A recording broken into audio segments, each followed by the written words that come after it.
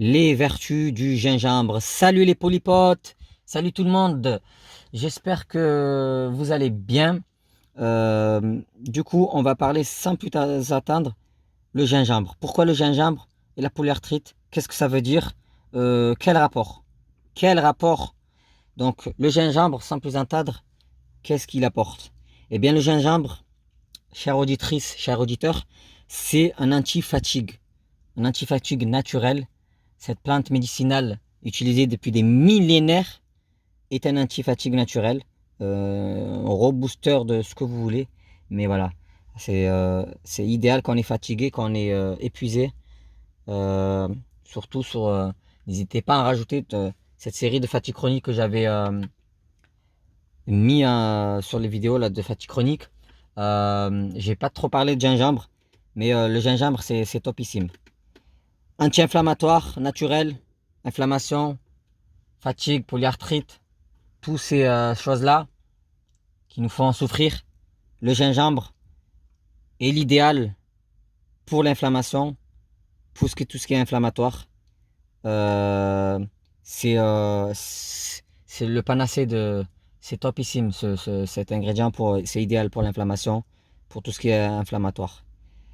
Infection hivernale, vous savez, quand vous avez des frissons, même en été, hein, même en été, moi je sais que j'ai des frissons même en été. J'ai froid alors qu'il fait 38 degrés, 40. Ouais, ouais, c'est topissime pour les frissons, pour tout ça. D'en consommer, ça va venir réchauffer votre corps. Bon pour la digestion, c'est très très bon pour la digestion.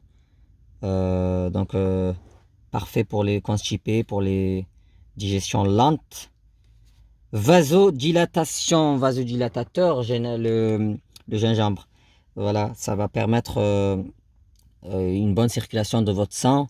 Et surtout si vous avez, vous savez, les mains et les extrémités des pieds froids, euh, les extrémités froides, donc vous pouvez consommer du gingembre. C'est parfait. Moi, j'ai souvent les mains et les pieds qui sont froids, hein. C'est un peu ce petit problème-là. Le gingembre, c'est idéal pour voilà, les mains et les pieds très très froids. Tout ce qu'ils ont aussi, la maladie de Raynaud, c'est bien aussi, c'est bien aussi pour vous. Euh, voilà. Après, attention aux contre-indications, bien sûr, comme tout bon aliment. Ah bah, faut faire attention aussi, hein. Donc, calcul biliaire, tout ce qui est calcul biliaire, etc. Précaution à prendre. Médoc aussi, tous ceux qui prennent des médicaments, des anticoagulants. Faites attention à ne pas trop en consommer. Surtout si vous avez des ulcères, des trucs comme ça, là. Demandez plutôt l'avis de votre médecin ou de votre rhumato.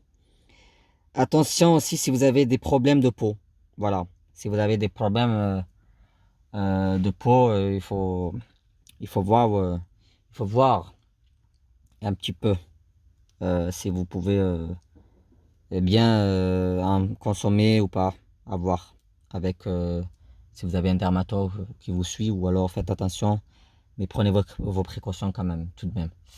Voilà, voilà, j'espère que la vidéo vous aura plu sur le gingembre. Dites-moi si vous en consommez, si ça a des effets sur vous, sur la polyarthrite, sur vos inflammations, sur vos douleurs, sur toute autre maladie, si vous avez autre pathologie.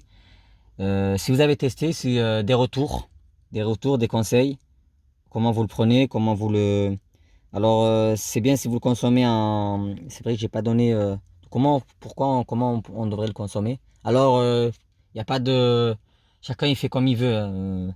Mais en poudre, ça serait parfait, voilà.